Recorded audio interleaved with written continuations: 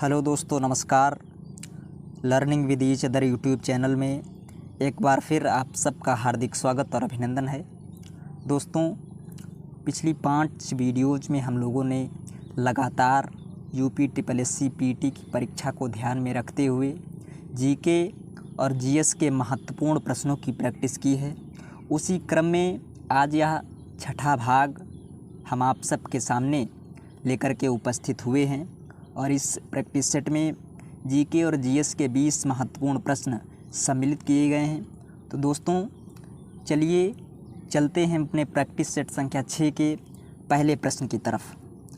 पहला प्रश्न है, किसने बंगाल में स्थायी बंदोबस्त की शुरुआत की? ए.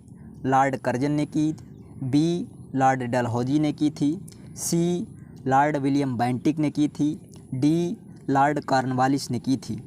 तो बंगाल में स्थायी बंदोबस्त की शुरुआत लॉर्ड कॉर्नवालिस के द्वारा की गई थी और इस स्थायी बंदोबस्त की शुरुआत वर्ष 1793 में की गई थी और इसका उद्देश्य था भू राजस्व की वसूली करना और यह व्यवस्था सबसे पहले बंगाल प्रेसिडेंसी में लागू की गई थी।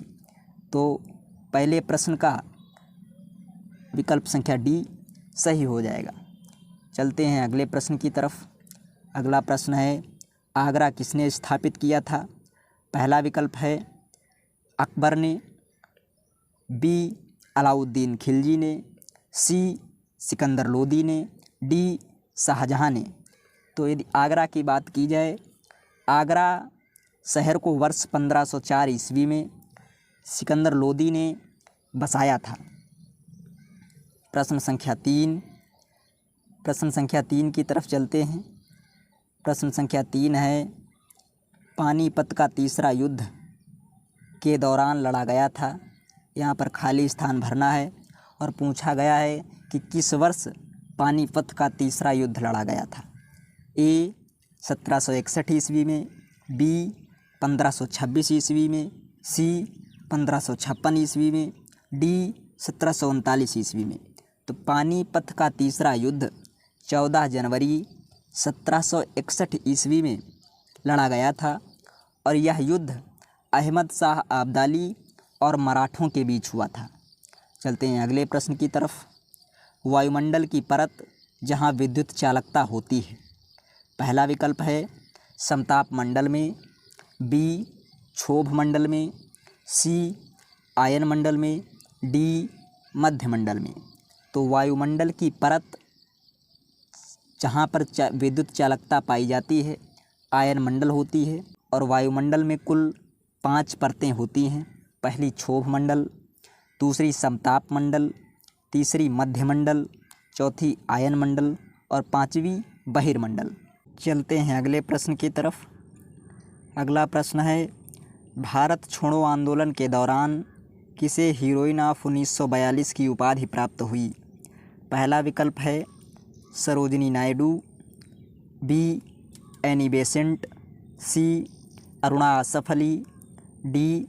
कस्तूरबा गांधी।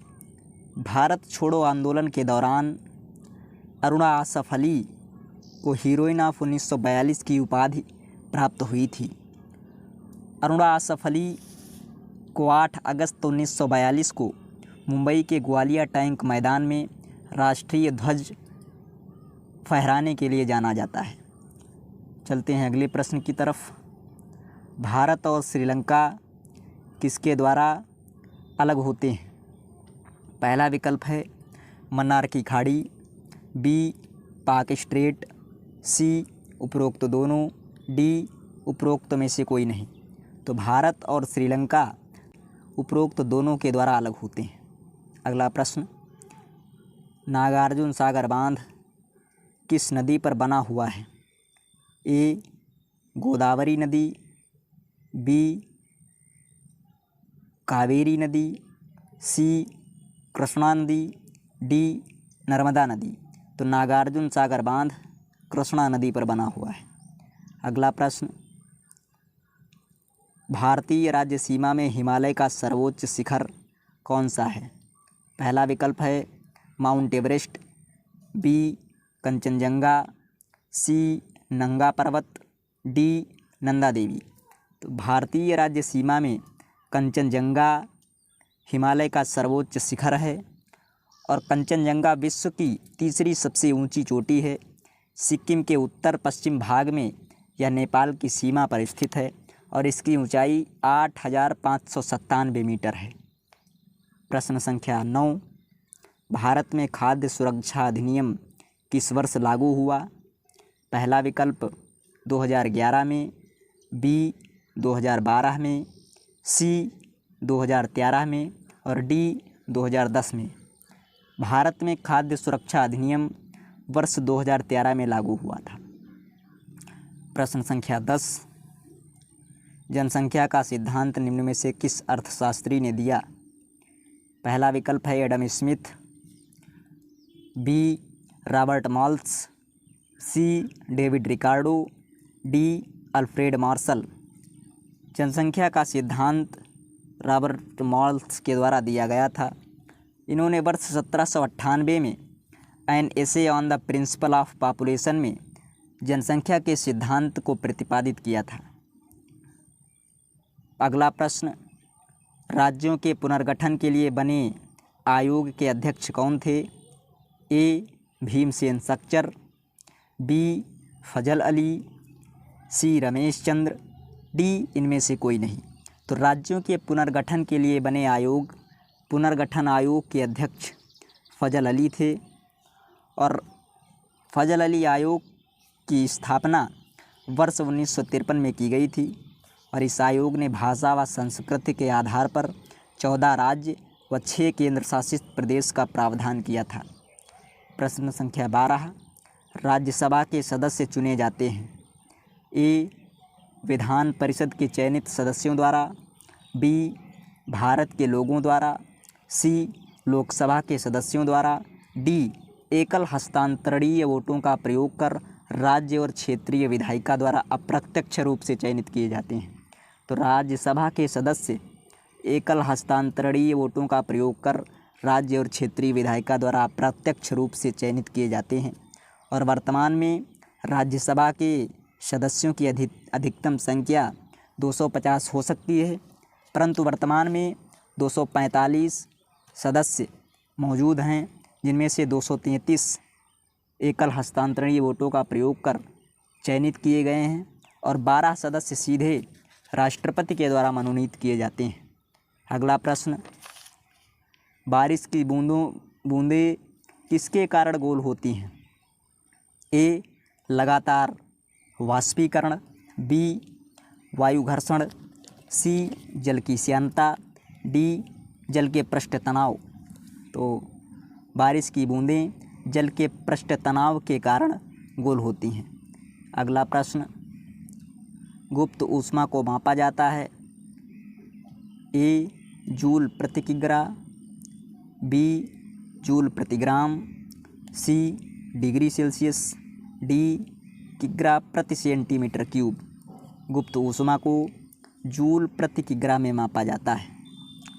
अगला प्रश्न, राष्ट्रीय प्रौद्योगिकी दिवस कब मनाया जाता है? ए 11 मई, बी 15 सितंबर, सी 22 सितंबर, डी 15 अक्टूबर। 11 मई को राष्ट्रीय प्रौद्योगिकी दिवस मनाया जाता है।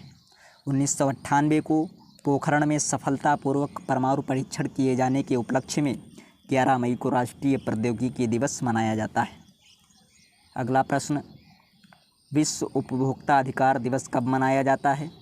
ए 15 मार्च, बी 12 अप्रैल, सी 3 मई, डी 21 जुलाई।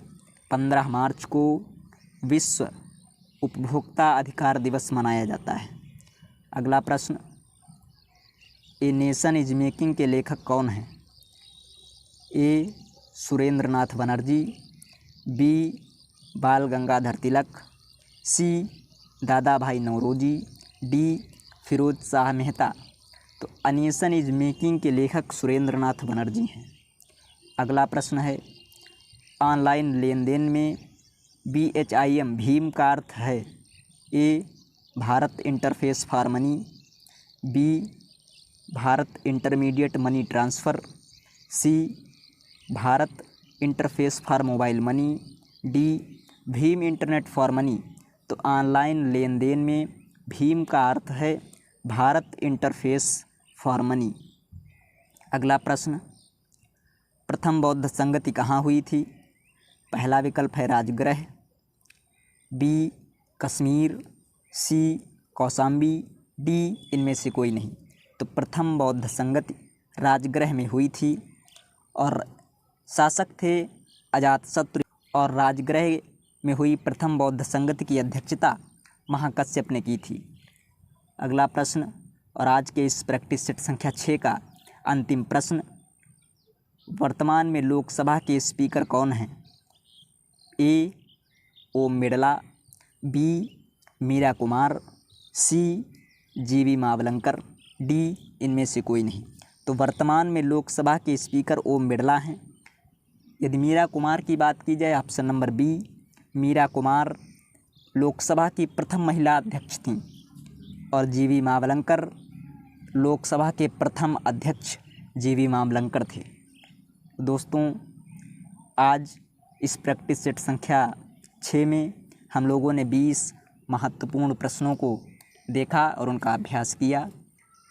लगातार यह प्रैक्टिस जारी है और परीक्षा तक जारी रहेगी। वीडियो यदि अच्छी लगी हो तो वीडियो को लाइक करें, वीडियो को शेयर करें, और यदि आप चैनल पर नए हैं तो चैनल को सब्सक्राइब ज़रूर करें। बहुत बहुत धन्यवाद।